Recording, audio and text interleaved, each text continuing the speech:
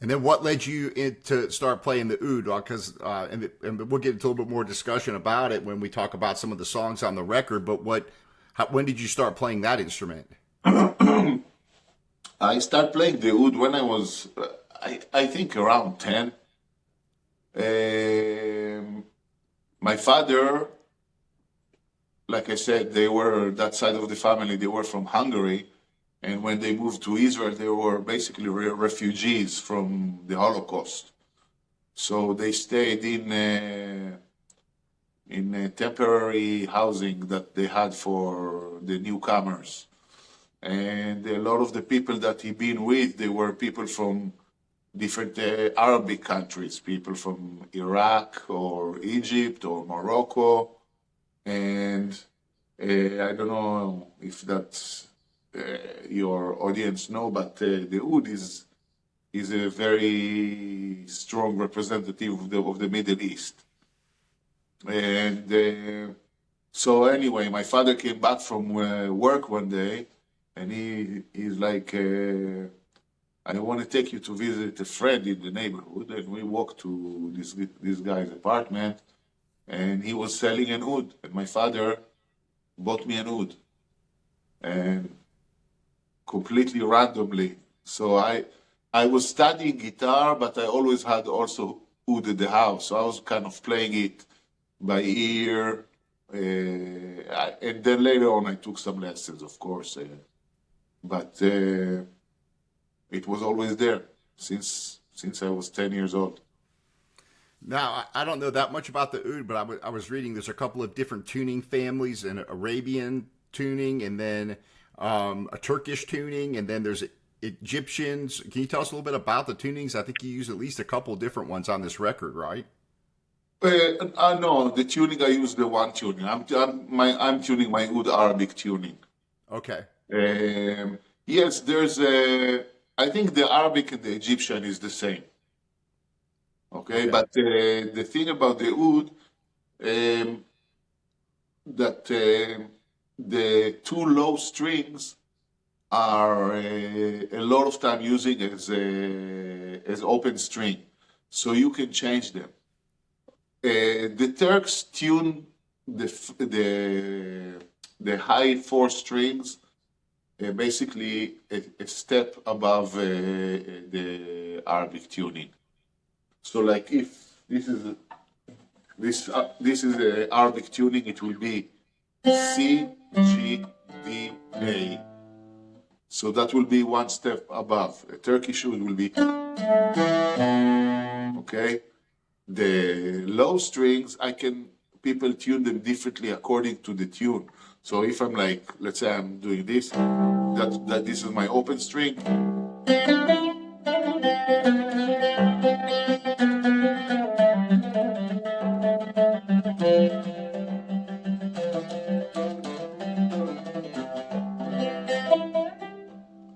If I have a tune that is in a different key, I'm changing the tuning of the low two To strings. give you the Yeah, but kind of a bass accompaniment. yes. So, but me personally, I never changed it. I just keep it as it is. I keep it on the Arabic tuning. And then what about playing fretless because there's no frets on there, right? So did that take a while to get used to? Because you can kind of get that really unique sound with no frets, right? Yeah, the frets, the no frets, the that gives you the possibility to play quarter tones, which are very exist. They don't exist in the Western instruments because there's like all the string instrument, the bow instruments, the viola, violin, cello, and double bass. You can also play quarter tones, but we don't use them in Western music. So I can go like.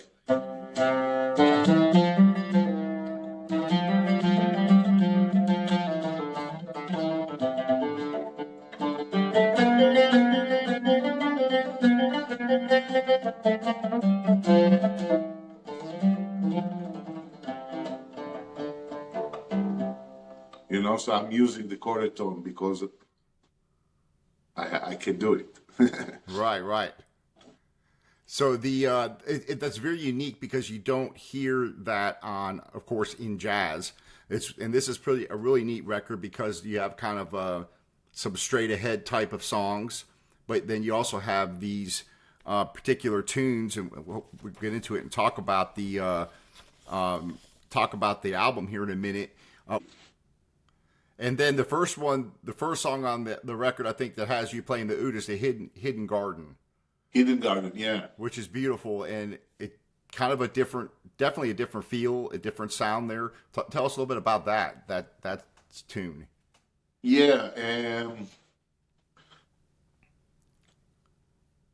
that's again, I'm always writing music, and a lot of the stuff I write on the oud because I love to have on my couch oud next to me.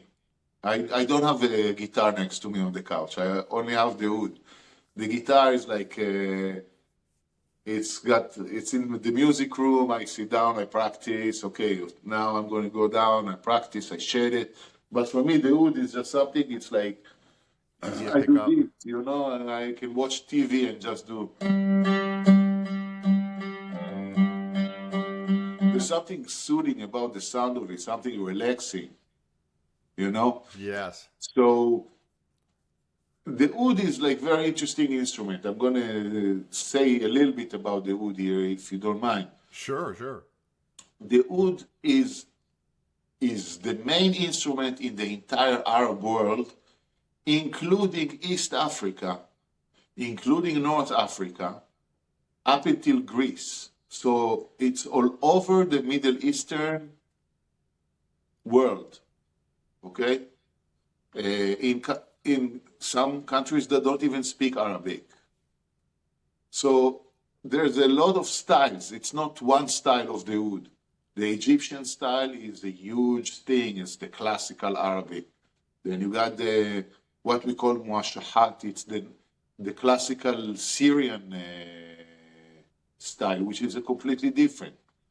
Then you have the Turkish style of playing, which is a completely different sound.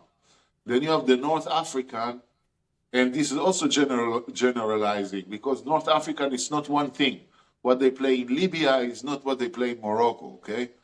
And also in Morocco, you have like maybe 20 different subdivision of styles. It's like I'm going to tell you piano. You're talking about Mozart or Beethoven, or you're talking about the Beatles or James Brown. We have piano in all of them, right? So, and there's like what we called pop, the music of the people. It's not written music; it's traditional music of like these people here or there. And for me, I'm influenced by a lot of stuff. There's a style that's called Khaliji. Khaliji is the area of Saudi Arabia, the Gulf Peninsula.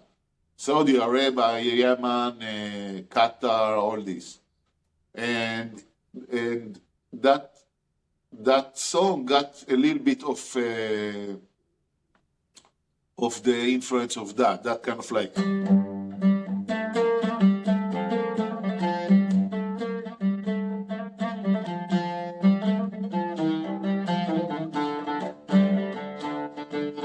So it's like, it's something that's a little bit influenced by that. And then there's a part that influenced very much by Sudanese music. In the Sudanese music, they have a lot of scales that goes like.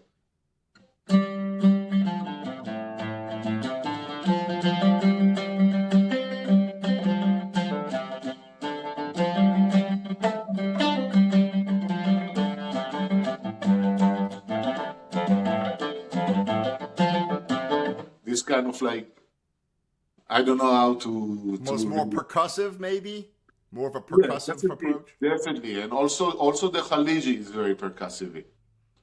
So all of that mixed with Lenny White playing kind of like funky swing groove, I don't know how to call it.